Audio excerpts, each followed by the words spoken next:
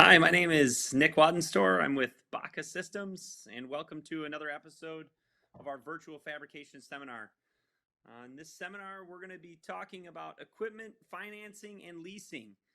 And we have today joining us is Josh from AFP, American Financial Partners, who will be joining us here in 1 second. As always, Baca Systems is focused on developing innovative fabrication solutions for the countertop industry and is the leader in the robotics project technology.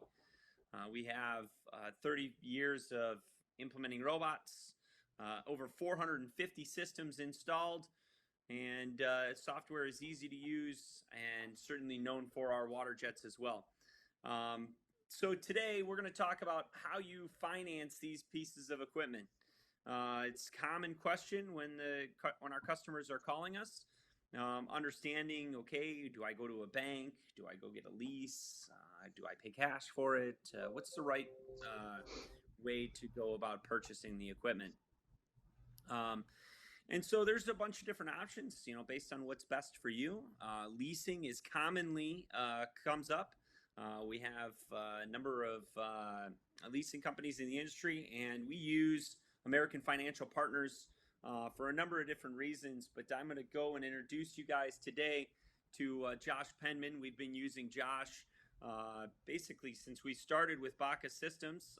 Josh and his team have become a wonderful partner to us and have helped a lot of our customers financing equipment. So Josh, thank you very much for your time. And I'm going to let you introduce yourself and your company, and we appreciate you joining us today. Thank you very much, Nick. I appreciate the opportunity to be on with you guys, with Baca Systems and all of the current customers and potential customers of Baca Systems. As Nick said, we have worked together. I think it's around 9 years already, and I have been specifically working in the stone industry for about 12 years, and I've been doing equipment financing and leasing specifically in different construction areas for over 20 years. So I've been doing this for quite some time. I did work for 10 years for a large bank, U.S. bank. So I'm familiar with the way banks work, and I'm also familiar with the way banks view a lot of times construction industries and construction companies. So I like to think that I bring a little bit of the best of both worlds in that, I understand banks and their processes and how they work, along with, more independent finance companies and how they're able to do things more flexibly than a bank would be.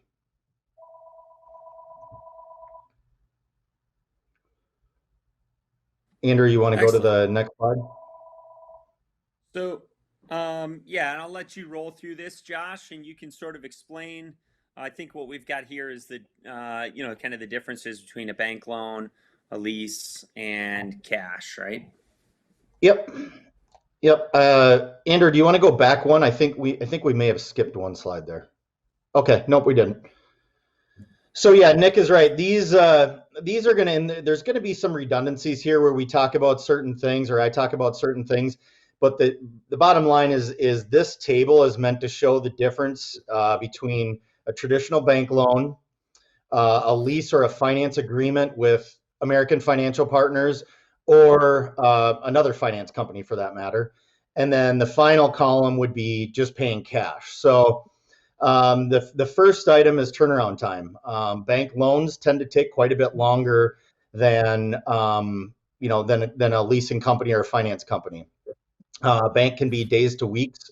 If you're going through an SBA process, that might even be longer. I mean, that can be months at that point. We can get things done in as quickly as a day. We're application only up to $500,000. The turnaround time for us is really going to depend primarily on credit, time in business, and the total amount that you're looking for. And then obviously cash. Yeah, and so you're gonna. Yeah, go ahead. Yeah, cash. Right to check for cash. Yep. No, we hear that. We hear that a lot, and so, normally what I try to explain, maybe you can,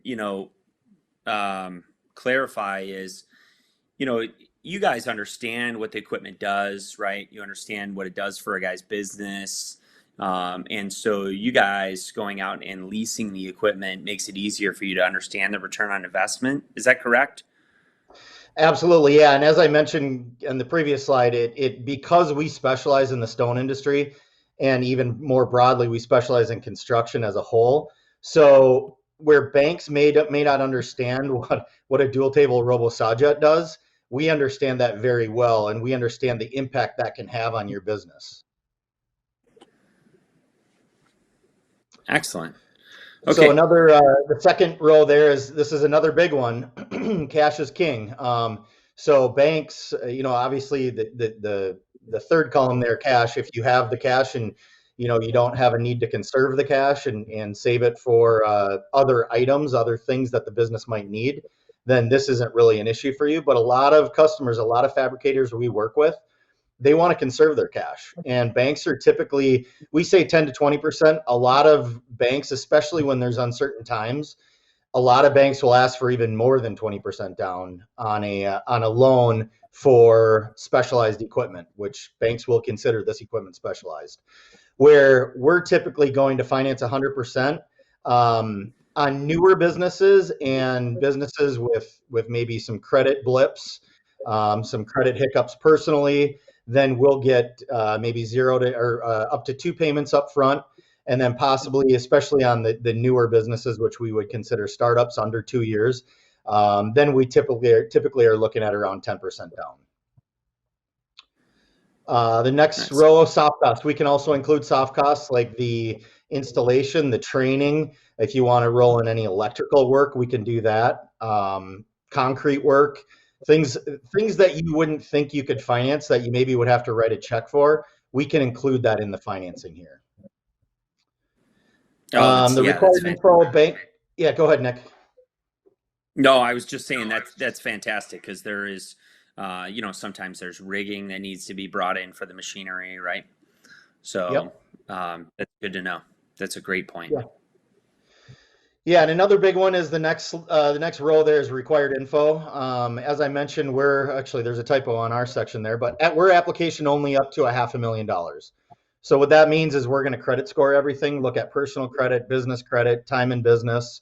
Whereas on the bank side, you're typically looking for 2 to 3 years of tax returns, personal financial statement, projections, business plan. There's a lot more extensive file that goes into that, and a lot of banks will bring that to credit committee. And especially smaller banks, it takes a long time, to make that decision, and a lot of times it takes you guys a long time to gather all that information. So makes it a lot quicker and easier to use this type of a product as opposed to a traditional bank loan. From a collateral perspective, a bank is going to file a blanket lien on all your assets, where we're only taking a UCC filing on the equipment we're financing. So it's not going to tie up all of your assets to use a finance company or a lease company. So Annual finance. a bank loan I'm sorry, Josh, a bank loan could affect your maybe your line of credit that you have with a bank. Yeah. Like, okay, I've got a line of credit, I'm using it, I'm buying material, I'm doing whatever I'm doing with that, and then I go get a bank loan. Can it affect that line of credit where a lease won't? Is that right? Yeah.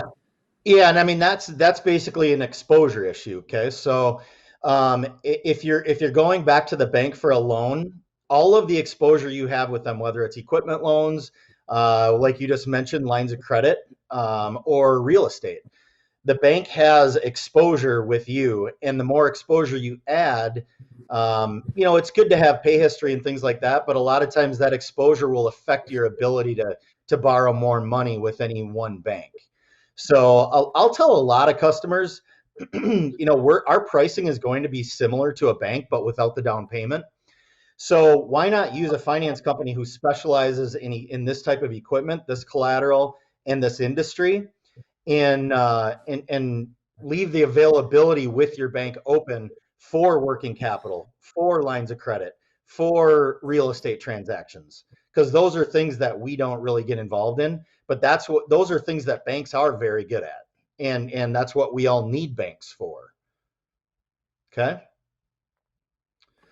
The tax benefits, we'll get into section 179 in a bit more depth here in a few slides. How payments are figured with a bank, it's tied to an interest rate. You're essentially borrowing money. So if they're going to lend 80% against a $300,000 piece of equipment, you've got an interest rate that's based on a $240,000 loan. What we do with equipment financing and leasing is the payment is tied to a rate factor. So we'll take our factor and multiply it times the equipment cost to come up with what the actual monthly payment is, and that's a lot of times based on 100% of the equipment cost. So there's not really a principal and interest breakdown per se. Fixed payments. So for us, interest rate, or for a bank, interest rates can be variable. That's going to be more on more of a line of credit. Typically, a bank equipment loan is going to be a fixed rate. With us, it's always a fixed payment. It's never going to vary. It's never going to fluctuate. Structures. Banks tend to be pretty limited in how they can structure a loan. We, on the other hand, are going to be much more flexible. We can do a 90-day deferral. We can do, seasonal payments don't necessarily apply as much in this industry. And then we can also do skip payments, ramp up type payments where they're smaller in the beginning and then they grow as you start to use the equipment and start to take in cash flow from the equipment's use. Early payoff, this does come up quite often with a bank. It is a principal balance. With most leasing companies, it's going to be the remaining stream of the payments. With us, it's a little bit different. We do have we have a buyout of the remaining payments with a discount, so it makes it look a lot more like a simple interest type buyout. And then ownership of the equipment at the end of the term with a bank. Yes, once you pay off your loan, you own it. And that's the same with us. We typically have a dollar buyout lease or an equipment finance agreement. So at the end of the term, you do own the equipment. So a lot of people shy away or are scared by the term lease just because they think of a car lease. They're not going to own it at the end. It's more like a rental, where this is quite a bit different than that. You do own the equipment at the end of the term with us. And I'm sorry, Josh, did you say that could be like a dollar buyout at the end? Is that what you were saying? Exactly. Yeah. Probably 95% of the quote unquote leases that we write are a capital lease where the customer owns the equipment at the end of the term. Excellent. Okay. Okay. And as I mentioned, there is going to be some redundancies here. We kind of talked about a number of these things, but again, these are the main differences between what this type of more of a private equipment finance company compared to a loan. Biggest one, 100% financing, flexible structures. One thing we didn't talk about on the previous slide is we are a generalist. So we're a general lessor. That means in your shop, we can do everything from the fabrication equipment like we're talking about today, to measuring equipment, to forklifts, to overhead lifts. Pretty much anything that you need that would be considered capital equipment for your shop, we can finance it here. So with that being said, we are a generalist. We're not focusing on a specific piece of equipment within your shop. And then the tax savings, section 179, again, we'll talk about that in detail in a bit. And then fixed payment and terms. And then this is one we touched on a little bit. Customers preserve their credit lines, cash, and working capital. Because our exposure is different than your bank exposure, it's not going to affect your availability at your bank. So you can leave it open for more of that, maybe receivable financing, your working capital, traditional real estate loans, things like that. More traditional banking products. Because our exposure is going to be different, and we're not going to take a blanket lien. This is going to leave a lot of that availability with your bank open to some of those more traditional banking products. It is fast and convenient. We have a one-page application. I mentioned application only up to $500,000. And then with those turnaround times, that could be as quick as a day, 2 days in a lot of situations. 100% financing we talked about. Okay, so here's kind of an intro into the next slide. So if we do 100% financing, your payment is going to be higher because you're financing a larger amount, right? And then with the down payment, whether we require it or you as a customer would like to just offer a down payment, that is going to reduce the amount you're financing, so it's going to reduce your monthly payment. So here's a scenario with a dual table RoboSawjet, 36 months with no money down. Your payment could be as high as $11,000 a month. And if we did an 84-month term with 20% down, your payment could be as low as $4,400 a month. So what we're trying to show you here is there's a large variance, a large range in the payment based on the term and based on any potential money down. So what we always try to Yeah. do as we're go ahead, Nick. No, I'm sorry. I didn't mean to interrupt. I was just going Oh, to that's say okay. that, we get a lot of guys that ask us, well, what's the payment on the machine? And, it's so tough to understand what it could It is. be, based on so many different factors, right? Yeah. Yeah, and you're spot on. I mean, there is a huge range there, or potentially a huge range there. And the other thing the other thing to factor in there is credit. I mean, if for tougher credits or more challenged credits, the payment is going to be a little bit higher just because the risk is higher from a financing perspective. Now, we have a lot of customers that have been in business for a very, very long time. They have very good business credit, very good personal credit. We can do an application only approval for $400,000 in a matter of a day. We can do it for up to 84 months with no money down. And that's going to be the lowest possible scenario. Unless they wanted to put money down, that's going to buy down the payment a little bit. But with how inexpensive financing is right now, or has been and still is, I usually don't advise customers to put money down unless they really, really want to.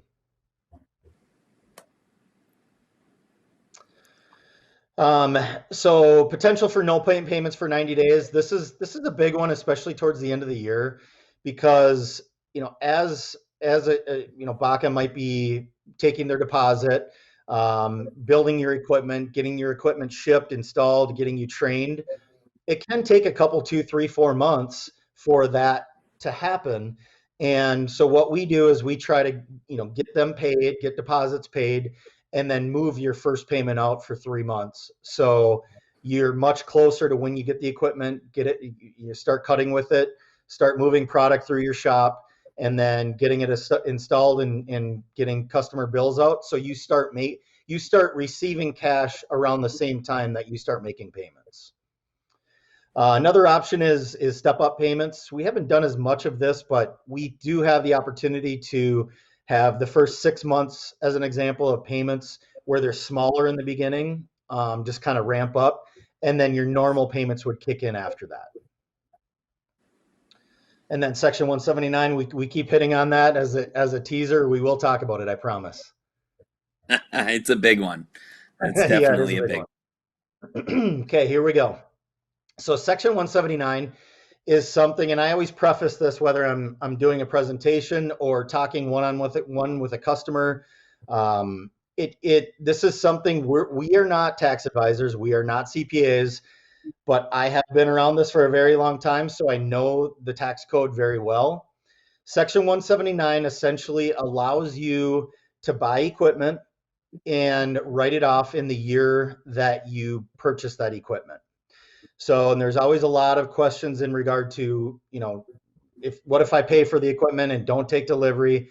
What if I, just at the end of the day, what we say is we want to have the finance documents written. We want to have the sales order or invoice with the vendor written and dated. We want to have it insured, and we basically want to have a portion of it, if not all of it, funded in the calendar year you're trying to take this benefit. So and there is some gray area from my experience in the years that I've talked to accountants, talked to customers, controllers, things like that. If you take delivery of something, if everything is dated in the calendar year you want to take it, you should be fine for, in this case, we're talking about 2020, right? So this is why November and December for us, for Baca Systems, for a lot of equipment manufacturers and finance companies, everyone is trying to get this in, get this purchase done, get it written by the end of the year. So the sooner you can do this, the better, because finance companies and manufacturers tend to get bogged down at the end of the year, not only because of holidays, but also because everyone is trying to do this at the end of the year.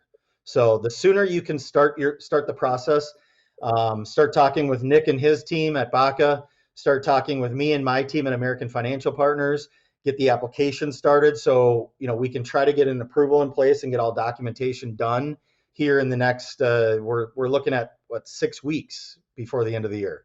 So we don't have a lot of time left. And we'll give you some examples see that a lot. 79 here in a bit. Yeah, sorry, go ahead, Nick. We see that a lot. We see, this time of year, a lot of our customers are starting to call us. They're starting to do tax planning, and they'll start, understanding what the deliveries are. Obviously we're depending on the machine, can be 8, 10, 12 weeks out. And so, we want to have those conversations. The 90-day no payment that you guys offer is a great solution for that. Allows them to get the tax advantage, but not really start paying for the machine until they're starting to use it. So it's a wonderful solution. And this right now, this time of year is when we really start talking to all of our customers to start looking into that Section 179, because I believe that the next slide really starts to show what that means in dollar figures, right? Because it turns into a significant number. It is, yeah, and those are great points, Nick. And one thing I forgot to mention too, a lot of times at this point in the year, and fortunate or unfortunate, a lot of people aren't exactly sure exactly how much taxable income they're going to have. So I encourage anyone who's listening and anyone who's watching, have a quick call with your controller, your accountant, your CPA, and get an idea for what your tax liability might look like, what your bottom line taxable income is going to be for 2020. Because a lot of fabricators I work with, and Nick and I have had this conversation too, a lot of the folks we talk to on a daily basis in this industry are having very good years and are doing very, very well.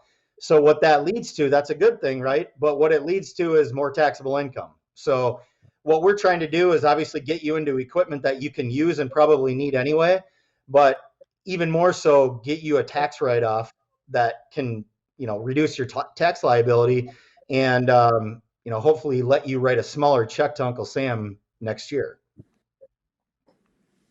Yeah, absolutely. So I think, this is a great slide here that kind of, brings it home for, good portion of our customers out there.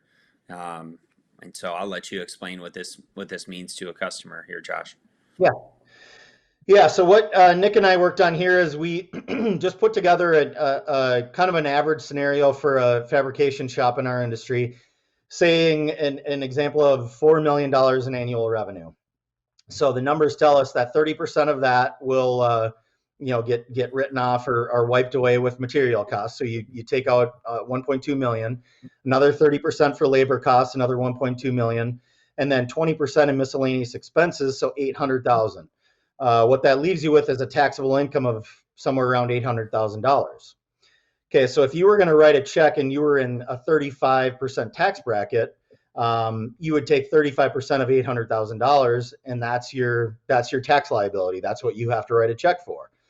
And so what we do in the bottom table is, as an example, say a dual table robo saw jet for $350,000 or whatever the equipment may be, you're writing off that $350,000 right off the $800,000. So that brings down your taxable income, and in a 35% tax bracket, you're going to save $122,500 in real money. That's dollar for dollar. So what that does in the bottom is it brings your $350,000 piece of equipment. You essentially only paid $227,000 for that piece of equipment. So a significant savings. Otherwise you would write that check over to the government, right? Correct. Yep. Yeah. So you just by buying a piece of equipment, you saved $122,000. Right. Towards a much needed equipment that can increase your capacity, that can help you save more on your material costs and reduce your labor. right? And all of a sudden it starts compounding on why you do these types of large investments, especially if you're towards the end of the year having a profitable year and writing tax dollars back to the government, right? Well, and that's a great point, Nick. And we've done this in the live seminars. I mean, you could spend a half an hour just talking about, by adding this equipment that's going to save you tax dollars, you're also going to reduce your material costs, so that you're going to reduce the labor costs. So not only are you helping dollar for dollar on the tax side, because you're acquiring this equipment, you're going to reduce your material costs and reduce your labor costs. Yeah, you're setting yourself up for next year's success, right? To take on that extra volume if you have it, to take on the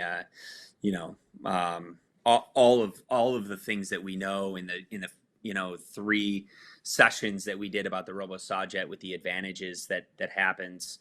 All of that savings there, it just helps to be able to reduce your tax liability at the same time while you're purchasing a new piece of equipment. So we see larger companies every year, they're trying to max out their Section 179 because they understand that value, not only to what they're writing checks to the government for, but also what it does for their business the following year. Right. Absolutely. So I'll move us over to the next slide here. Because really what we wanted to do is we wanted to start working on what it looks like for a number of pieces of equipment for Baca Systems, and what sample payments could be, without using Section 179, and then because you use Section 179, what it really means to your bottom line, as you're making those payments, right? So you look at and you look at a single table RoboSawjet, where you're at your monthly payments, and then you turn around and you get that tax savings that we were just talking about with the Section 179. You could save about $1,000 a month, right? Yeah, exactly. And in these 2 scenarios, and we'll go through several pieces of Aki equipment the same way, but on the single table revolution and a machine price of 335,000, monthly payment, these are assuming 84 months with no money down, obviously based on a approved credit. And then we dialed it back to a 25% tax bracket, but we just wanted to give some different examples depending on your tax bracket. Things obviously are going to be fluid as far as tax rates and things like that going forward, but in this situation, in this scenario, a payment of $4,690, because you bought that piece of equipment, $83,750 as a tax savings. So over 84 months, you saved almost, like Nick said, almost $1,000 a month by purchasing the equipment and then writing it off using Section 179. So, and then the same thing on the dual table, just a little bit higher number, a little bit higher monthly payment, and then more in monthly tax savings. Yeah, I mean that's that's a big number. That's $12,000 a year in payments, right? Exactly. If I'm doing that correct, if you turn around and take advantage of the Section 179 this year, purchase the equipment. Next year, you save $1,000 a month.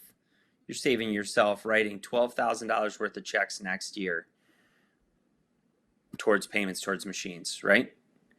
And exactly. that goes then over 84 months. I mean, it turns into real money real fast. It's over 7 years if you're looking at the monthly payments.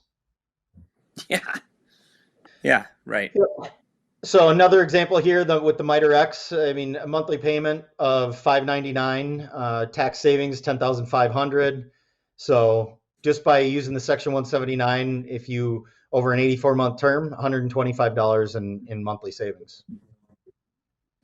Yeah, and we did a virtual fabrication seminar on the Miter X as well, and honestly, you think about what it takes for your guys to be mitering, for the amount of capacity that you have on your saw to be mitering to produce better edge details. The ease of use with the mitering machine. The miter's not moving, and you think about what that payment is on a monthly basis.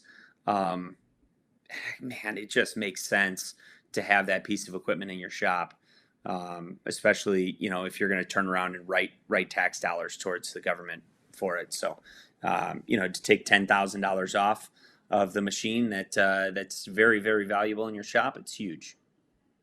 Yeah. Yeah, I mean, $600 a month for that equipment is not very much. No, no. Another So example is the boss saw. Using a machine price of 155, monthly payment of 2180. Tax savings in that scenario is 38,750 in 2020 savings. And if you equate that to a monthly savings, it's over $450 a month.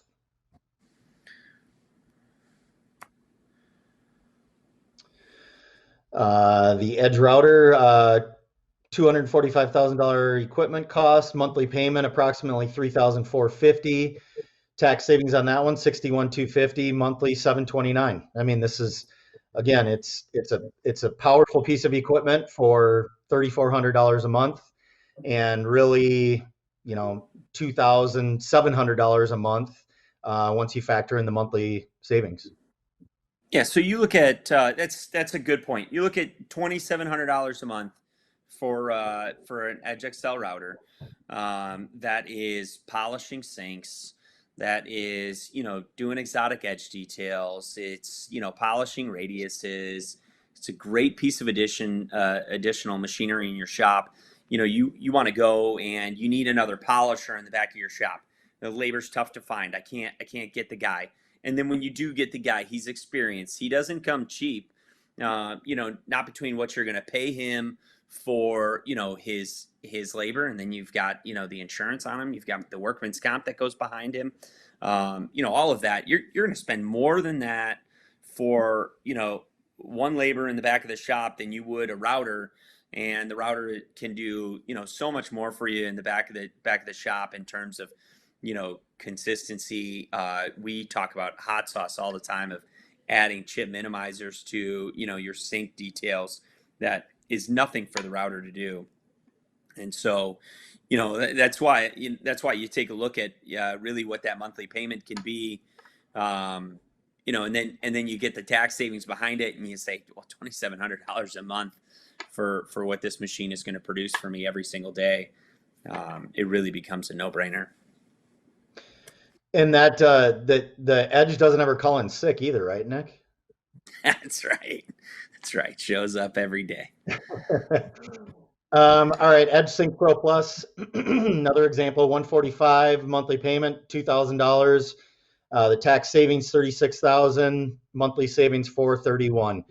Bottom line, Yeah. we're showing you all these numbers, different examples on great equipment that everyone can use and increase their output, increase their efficiencies, reduce their labor costs, reduce their material costs. This, whatever it is you need, you can buy it this year and get a huge tax savings by simply buying something that you most likely need anyway. And yeah, we've seen so many customers over the years take advantage of this. My only wish is that customers would do it earlier in the year, but it's just human nature. And this is November and December is when we write a lot of these, and that's okay. We'll do whatever we can to help customers out. Yeah, absolutely. I would, and I gotta, reiterate the sentiment that you should be calling your accountant right now and figuring out, what your tax liability looks like for this year. Doing some 2021 planning, and figuring out what that business looks like and whether or not you're going to need to be adding more labor into the facility, and start looking at what it means to just maybe adding a monthly payment, taking advantage of the tax deduction, and setting yourself up for success. So, okay, we've talked about the numbers. and they say they want to add. So what's the process for you, Josh? Yep. So we have an application only, a one-page application process. At the very least, that's where we start. So step one, complete the application. We have a PDF version. Otherwise, the easiest way to do it, and a lot of guys are doing it from their shop, from the field, right from their phone or their tablet or laptop, afpstonefinance.com. Otherwise, it can be emailed or faxed to me or to my office. And then basically that's the starting point. Once approved, then we discuss options, send out an approval letter with the terms and any potential down payment that's needed. Basically, what we try to give several options, typically anywhere from 36 to 84 months on this type of equipment and this price point. So we send that approval letter out. Now, if financial statements are required, either it's a newer business or there are some credit dings or lack of credit, things like that. The most we really would ever ask for is 2 years of tax returns and 3 months of bank statements. So those are some things that we do from time to time need to ask for if there's a lack of information or if there's any derogatory or negative information that we find. Step three, once we get the approval letter back, what we do is we go through all the documentation. We get final invoices from Baca Systems or whomever the vendor is or manufacturer is. We work with the insurance company to get a certificate of insurance, coordinate delivery, payment to the vendors, obviously, whether that's wire, ACH, overnight check. So once the vendor is funded, production delivery is scheduled, and away we go. So pretty simple and quick process. Are there any questions? I think you're muted, Nick. Sorry about that. That's all right. Okay, so let's say they get approved. Who pays the deposit? How does that work? How does that whole deposit to the vendor work? It is an amazing question. It can work a couple different ways.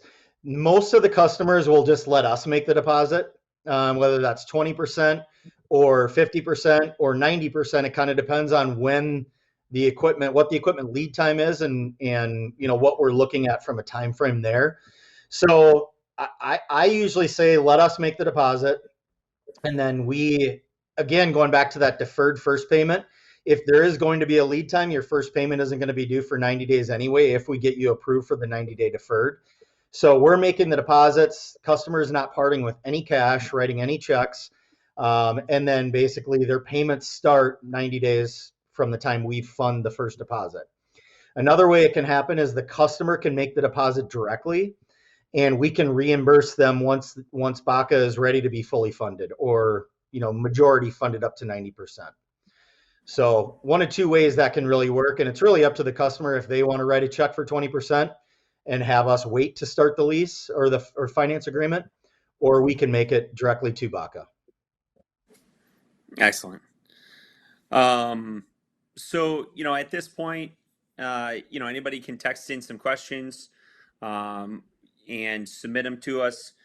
We do have a question that's asking if our lead time is 4 months. We try and keep our lead times as low as possible. It really depends on demand, what we're producing. Obviously, COVID right now is putting everybody's business kind of on shaky ground with how we're really able to work. We're in Michigan, and the work restrictions in Michigan has been something that Baca's had to do. We've done a really good job of keeping our lead times down still. But you can find simple machines like the Miter X that have maybe a 6 or 8 week delivery time. And our goal is to be able to get them so that the way they're ready to ship. It really depends on the machinery, the time that you purchase, what's happening, and so our lead times are dependent. I would recommend that as you get close to purchasing, you contact your account executive, and he'll really verify what the next expected delivery date is for that piece of machinery. Okay, so another question, this one's for you, Josh, is can you split the deduction over multiple years if you're at a maximum deduction for 2020? Yeah, that question comes up quite often. So again, you want to work with your accountant, your CPA, controller, whoever is writing your taxes every year. What I've seen happen a lot is, okay, I'll give you an example. Say a customer right now in 2020 is going to have $200,000 in bottom line taxable income, but they want to buy a $350,000 piece of equipment from Baca. Now, what a lot of accounts that I've talked to and I've seen them do is they'll take the entire deduction, and then you can do what's called a net carryover. So you're carrying over a portion of that loss, if you will, because essentially then you're showing $150,000 loss, right? So 200 minus 350 is minus 150. So that could carry over to 2021, and you're basically showing that net carryover loss for next year. So it does kind of work that way, but again, that's a CPA question. It's not something I can give you that suggestion or that advice on. But that's the way Right. it should work. Right. Um, okay, so with all that being said, can you still finance this year and get the Section 179? Absolutely. Yeah, and that's where I'm saying that we've done finance agreements and leases. I would say the day after, maybe 2 days after Christmas, and still gotten everything done. But if you go much later than that, it's not going to happen. So again, the sooner the better. It's not a good idea to wait until even a week before Christmas. I would say you're pushing it. I'm sorry, Josh. I feel like you're setting yourself up for a lot of guys calling you right Nick, before we Christmas. have it every year. The day after Christmas, the phone is ringing off the hook. Yes, I've been doing this a long time, Yeah. and I tend to get a lot of frantic phone calls that week. Yeah. Um, So at the end of the day, the sooner the better. But yes, absolutely, there yes, still is time to get financing in place, to get everything documented this year. yes, it's tough to say that tax planning is a year-round event, but you know, it seems that It's not towards the end anyone's of the year we favorite thing to so do. no, no, but certainly you don't want to write that check and send it off to the government when you could put it into your own business, right? Exactly. So with that, I think I'm good on questions. I'm not seeing any other ones come in. Is there anything else that you want to go over? I don't think so. I believe my contact info is in here somewhere. If there are any specific questions, my cell phone's always on. I always will answer emails. If anyone wants to give me a call or email me with questions specifically to Section 179, it is not the most glamorous topic, but as Nick mentioned, it is very, very important. And if you can save money, um, by not having to write as big of a check to the government, I encourage it thoroughly. Yep. Um, okay. Well, listen, I appreciate it. Thank you, everybody who's joined us on the call and asked the questions. Thank you again, Josh. As Thank you. always, you can fly to Detroit. You can contact us by email or call us, or we're happy to send our account executives to your facility. But certainly, we'd love to see you into Detroit to look at all of our machinery. And we look forward to hearing from you guys in the future. And if you have financing questions during that process, we'd be happy to put you in touch with Josh and his team at American Financial Partners. Thanks, Nick. So thank you very much.